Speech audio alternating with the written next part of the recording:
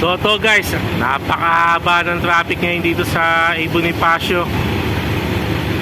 Hanggang Balintawak yan kasi baha doon sa EDSA Balintawak. So hindi na makagalaw. Ayan, yung mga truck dito nakapark na lang. Kanina pa tong situation na to dito eh. So lumabas lang ako ngayon kasi medyo tumila yung ulan. Sana, traffic na. Hindi nagagalaw to ang mamaya na to. Ay, mga naglalakad na ng mga tao.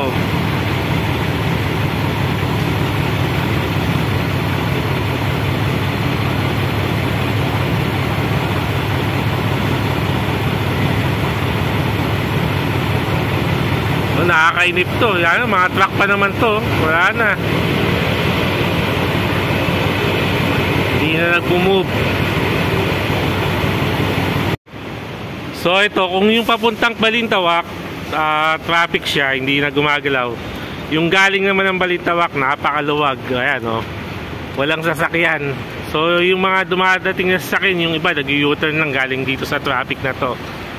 So hindi talaga kasi passable yung Balintawak eh. Ayan, napaka luwag nito. Ayan, oh. So traffic sa kabila, so dito maluwag. So lakad tayo mga ka-tips. Hindi ko mailabas yung motor ko galing doon sa lugar namin kasi traffic nga. So hindi ko maitawid yung motor ko. Motor na nga lang, di pa maitawid eh. Kaya ito, lakad na lang tayo. Pupunta lang tayo ng palengke. Bibili lang tayo saglit ng uulamin natin ngayong gabi. So grabe yung baha. Buti nga humina na yung ulan. Huminto ngayon. So sana wag na umulan para humupa na yung mga baha. Ang daming kawawang mga kababayan natin na nasalanta. So yung may mga kaibigan din kami na binabaha ngayon. Lagpas na sa bahay nila yung sa bubong nila yung mga tubig. So yung iba mga nagsilikas na.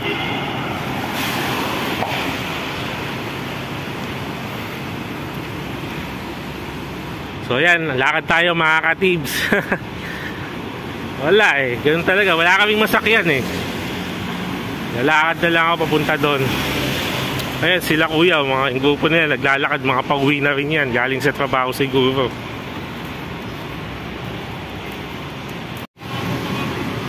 Yun.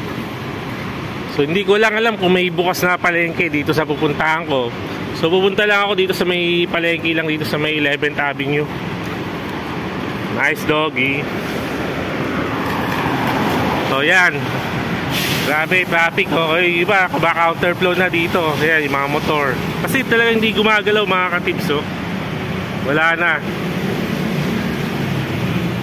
Kanina pa daw to eh. Nung lumabas ako, sabi sa akin nung mga kakilala ko doon sa lugar namin, kanina pa yan traffic na yan. Hindi daw talaga gumagalaw na. So kanina nakamotor ako, palabas ako kasi pupunta nga ako ng palengke. Kaya lang, wala, hindi ko maitawid yung motor ko.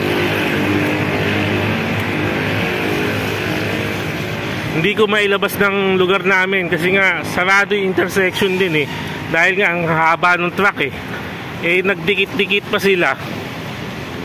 So binalik ko yung motor ko. Kaya ito, lakad tayo mga ka-tips.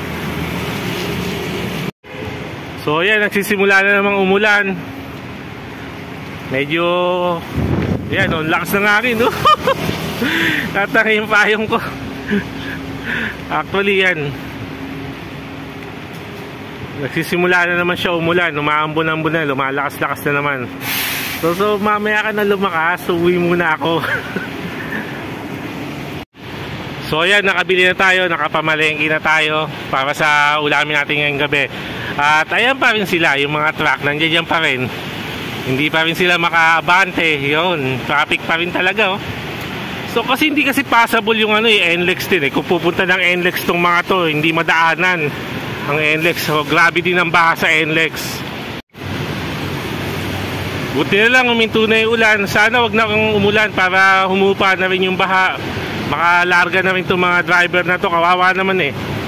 Siyempre may mga pamilya rin silang uuwian. So na-stranded sila dito. O yun, may mga may nakadaang pang bus pero walang sakay. So galing siguro sa ibang lugar yan. So kawawa din naman to, itong mga driver na yan, may mga pamilya naghihintay sa kanila. So sana makauwi na sila, umupa na yung baha at makabiyahe na uli. So mga ka-tips, ingat kayo sa biyahe ngayon ngayong gabi. So kung wala naman kayong gagawin ngayon, sa bahay na lang kayo, stay na lang kayo. Ako maghapon ako sa bahay kasi kagaling ko lang sa trangkaso. So lumabas lang ako kasi nga kailangan ko lang bumili ng pagkain namin ngayong gabi. Yung wife ko kasi medyo masakit yung ulo kaya hindi siya makalabas din. So kaya tayo yung lumabas. Medyo okay na naman tayo. Hopefully makapasok na bukas. So pabalik na tayo. Yan yung reason kung ba't hindi tayo nakapagdala ng motor natin. Tingnan mo naman yung daanan papunta sa amin at saka palabas sarado. Paano tayo dadaan ngayon yan? So yan, patatawid lang natin. Ang hirap tumawid kasi nga wala kang madaanan traffic. So kaya naglakad na lang tayo mga ka-tips. So dito na lang. Ride safe sa inyo mga ka-tips. Stay safe sa mga bahay.